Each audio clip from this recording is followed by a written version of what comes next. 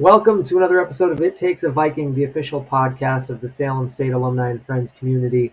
My name is Mike Mitchell, Associate Director of Alumni Relations here at Salem State. Very excited to welcome to the show today a brilliant young graduate from the class of 2017. He is currently a dual PhD MD candidate at the UMass Memorial Chan School of Medicine. Please welcome to the show, soon to be Dr. Webb Camille. Webb, welcome. Thank you so much for joining us. How are you? I'm doing well. Thank you for having me. I'm happy to be here. It's a pleasure to see you again. A lot of great things to talk about. I know you're up to some incredible work out there in the lab. So before we get into that, the question that I always like to ask guests that come on the show to join us is, what brought you to Salem State? How did you end up here? So, Salem State was kind of a culmination of a few different things. One being the proximity to home. I'm originally from Haiti, but I consider Everett, Massachusetts as my home. And so, not too far from home and being able to see family. The second was the affordability. Many schools you can come out with a tremendous amount of debt. And I felt that the opportunities and resources that I would be able to attain at Salem State would be at a very discounted price. And so the two of those, as well as the location, Salem, Massachusetts, being a historic place in terms of the United States history. So all of those together really made it an easy choice for me to decide to matriculate to the Salem State University. And what was it about the biology program that intrigued you as you were considering college majors? What was it about the program here that made you want to pursue it? Yeah, so one of the things that they talked a lot about here was that they're planning on upgrading some of these labs. Unfortunately, that didn't happen during my tenure, but I knew that that was something that they had mentioned that they had as one of their priorities. And I just felt that no matter where I went, I knew I was going to go into medical school, and so I knew I was going to do a biology degree. And Salem State, with all the previous accolades that I had just mentioned, just seemed to check all those boxes. And so it made it a very easy choice for me to come and do biology at Salem State. And let's talk about what you're up to now. So you graduated in 2017. You're now at UMass Medical School in Worcester, and you are studying a combined PhD and MD, which I think either one of those would be enough, but you've decided to put the two of them together. So let's talk about kind of what you're studying there, why it's important to you, and what made you want to go into the field that you're studying. Yeah, for sure. To begin, I'm fifth year student, starting my fifth year in a dual MD PhD program at UMass Chan Medical School, and I decided to come and pursue both of these degrees because I felt that the skill sets for both of them required different training, and they allow for different viewpoints and um, the ability to look at questions in different ways. And so, with a medical degree, I can take care of patients, which is something that I've really wanted to do for my entire life since my time in Haiti, where seeing lots of people without access to healthcare really drove me into the healthcare field. Then in college, particularly, I fell in love with science when I began doing some research and was able to see the crosstalk between the work that I do on the bench and the implications that it has in patients. Specifically, I was studying a eye disease, and while I was also at Salem, I did an internship where I saw patients with that exact eye disease and seeing the translational opportunities that research allows for the betterment and treatment of patients with new medicines, therapeutics, or new modalities. I felt that it would be appropriate for me to have both skill sets to be able to understand medicine from a fundamental point of view, to be able to understand patients, the physiology, and then from a scientific standpoint, to be able to ask these questions about particular uh, things that are happening within the body that we can probe and create hypotheses around that essentially would make it easier for us to treat patients in the future. And I know you're focusing on it's the neuroscience field. Is there a particular part of that area of study that drew you to it? I know, for example, ALS work is very important to you. Was there any kind of one thing that led you to say, this is where I feel like I'm going to be best practicing? Yeah, I think it's a couple of different fronts. First being that the brain really is the new frontier. We don't fully understand how it works, in all of its intricacies. And then secondly, I had a profound experience where I was taking care of a woman who had dementia and just seeing every day that it was essentially a 24-hour loop where every morning I would have to reintroduce myself. It made me very interested in neurodegeneration and how that happens over time, whether through aging or through mutations or disease processes. And so coming into UMass, I knew I was going to study neuroscience, and wherever I was going to land, ultimately I landed in ALS, mainly because the principal investigators, the mentorship, all of that came together to provide me the opportunity that I was looking for. And in my research now, I study ALS and other neurodegenerative diseases that have implications in my research. And we're really looking at a change that happens over time that seems to be correlated with the disease progression and severity. And so my research now is to understand what does that mean and how does that play a role in ALS and other neurodegenerative diseases.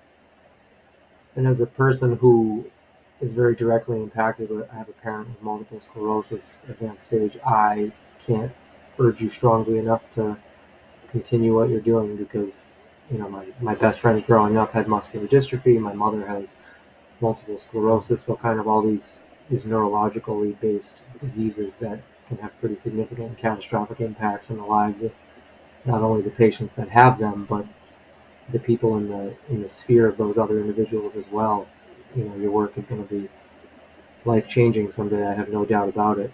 Um, so, with that, as you've talked about the work that you're doing, what does and I don't know if there is a typical day, but what does a typical day in the classroom and in the lab look like for you? What are you up to these days?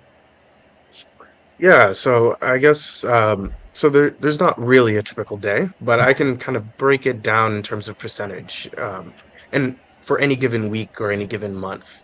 So I spent about 85% of my time doing research, which mainly involves wet bench. So I'm on the bench using pipettes, using reagents, looking at proteins, using molecular or biological or biochemistry techniques to be able to probe and ask questions. And that's majority of my time. I'd say 5% of that is classes where currently I'm in my ethics class and a physician scientist forum.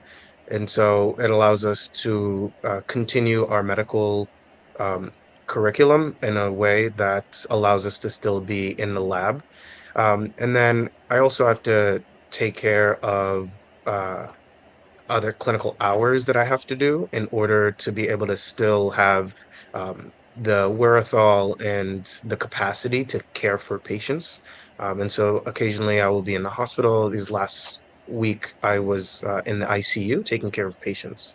And then on a number of different fronts, we have, on the 1 to 3% of the time, I'm working on presentations, going to conferences, or helping other collaborators with some of their work.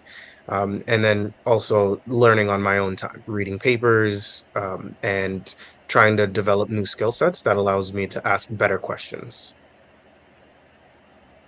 And as if that all of that wasn't enough, I think one of the things that I've been most impressed with and astonished by, by you and knowing you for as long as I have now, is that you're doing all of this work, um, trying to change the field of neurological science for the future.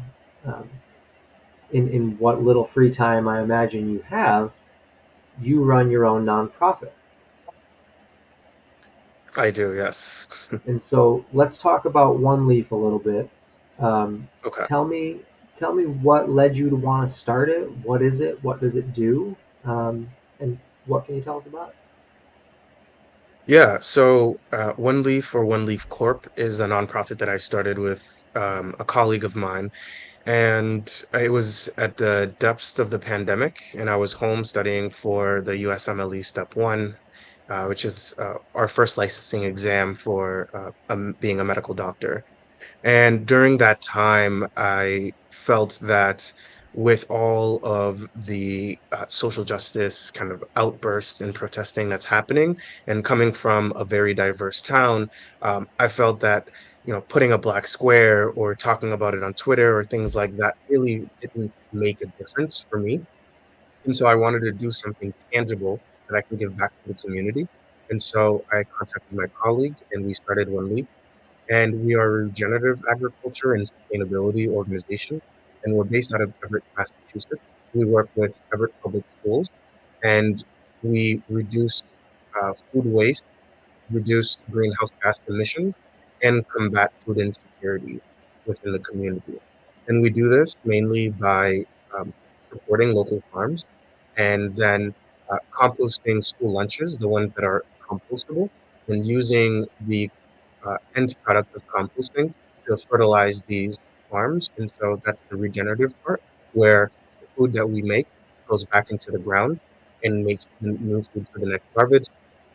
And we usually take this food and we give it out to the school, which has a culinary program, but we also use it for small um, farmers markets that we can give out to families, and particularly want to focus on identifying students that are in need and being able to provide those to them and their families.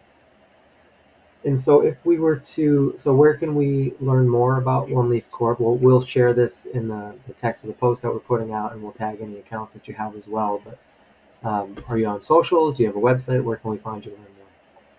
Yeah, you can find us anywhere at One Leaf Corp. So that's OneLeafCorp. That's on Instagram, that's on Twitter, that's also on Facebook. We're currently in a hiatus, mainly because I've gone really busy in the last couple months.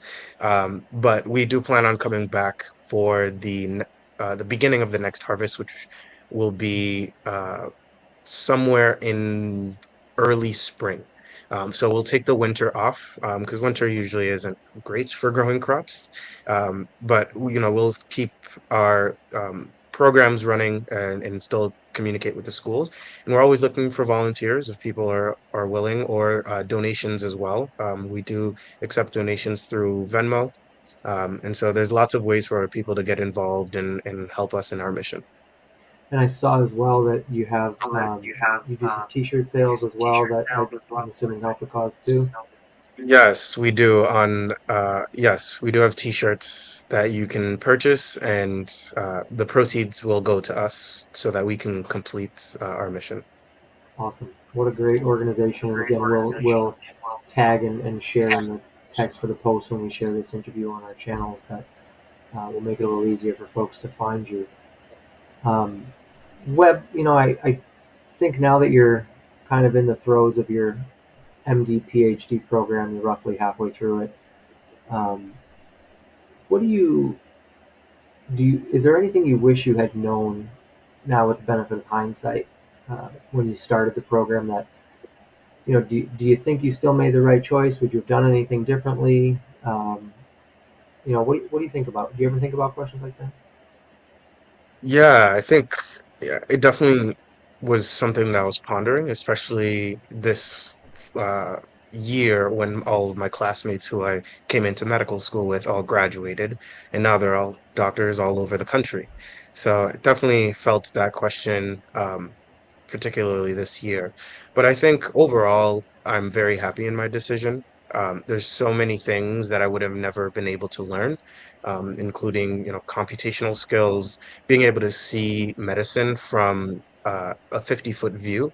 Um, really I would have never been able to do that being in the thick of things, um, going through rotations and clerkships. So now that I'm kind of a little bit removed from that, being able to step back and look at it from a scientific point of view in a PhD, I do think the decision that I made, I would have made 10 times over. I think the 8 years to me doesn't make a big difference. I know for other people it can, but nothing beats this program, and I would do it in a heartbeat. And now you're in an 8-year program, you're running your own nonprofit, understanding the kinds of limitations that not only just the program itself can put on you with your free time. I wonder, with what little you probably have, what are you reading? What are you watching? What are you listening to? How are you practicing self care with what must be a pretty chaotic life experience for you right now? Yeah, I think everything comes down to time management. You know, some of the most successful people in the world don't use social media on a 24-hour basis. And so these are the kinds of things that I implement. So I try to read as much as I can. Um, and I stay away from social media, as I mentioned. But when I do have some free time, I really want to make sure that my time is valuable. And by that, I mean keeping everything that I do high quality. So if I am not at work, I still want something that is high quality, such as high quality friends, people that you actually communicate with, not just people who you comment on their photos or like their pictures on social media, but actually seeing them face to face, going to the house, cooking dinner with them, and also seeing family. I think life really is about the communities that we create and the families that we choose. And so I always try to make sure that I see my mother, my siblings, hang out with my younger sister, but also see friends that I've known for 15 plus years, because to me, those are the things that are important in life. And so I want to make sure that I give time to that as well. If you were, and I know you're a person that I've seen you at a number of biology department events over the years, and I know you're coming back and talking with students on the regular.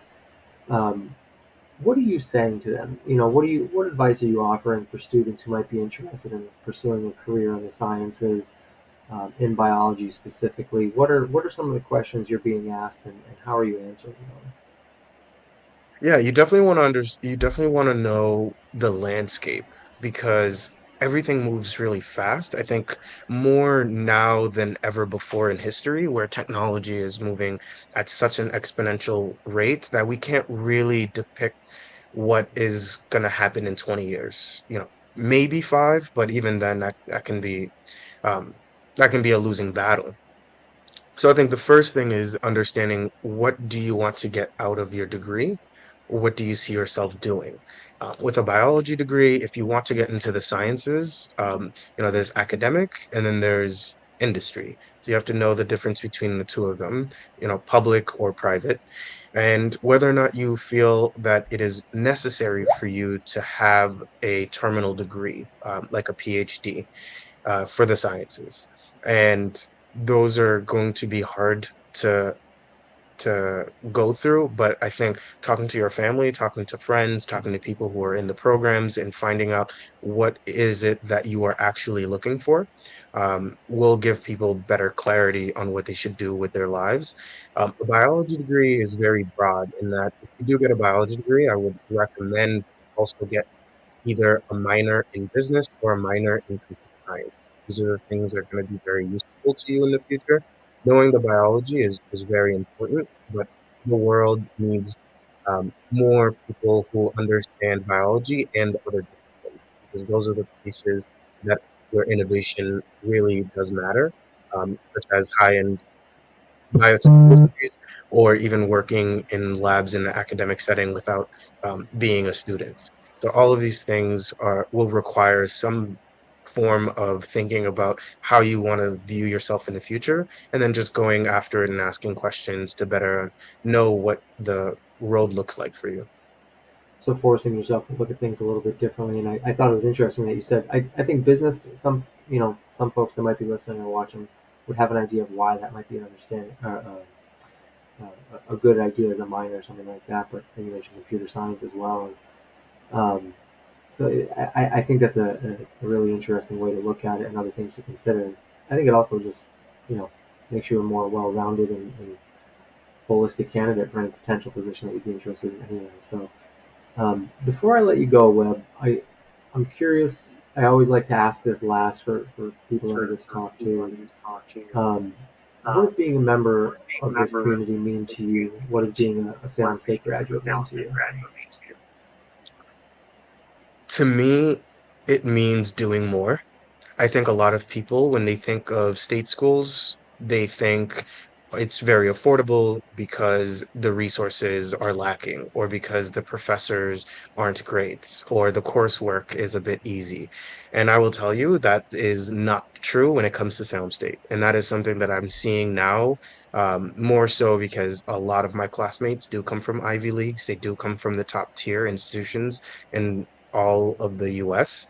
And so being able to keep up with them pound for pound, knowing that most of my knowledge and culture and the way that I move around the world was culminated and fostered in the Salem State community, shows me that Salem State, in its small capacity, does make a big difference.